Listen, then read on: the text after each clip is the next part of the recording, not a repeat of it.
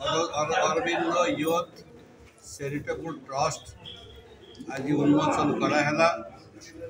तार मेन उद्देश्य है समाज सेवा करवा, गरीब लोकंकर सेवा करवा एवं जो माने रक्त अभाव मरी जाउछंती आमे प्रथम काम है ब्लड डोनेशन कैंप करी वर्ष को टार्गेट है आम 1000 यूनिट रक्त केमिति संग्रह करी आमे सरकार को दबू देला परे से रक्त जो मनकर आवश्यकता अच्छी से माने नहीं पारे।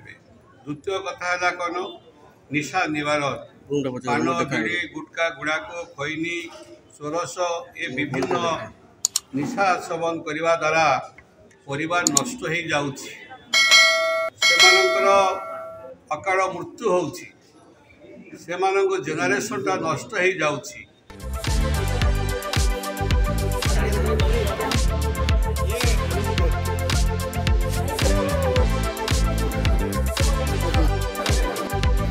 Toro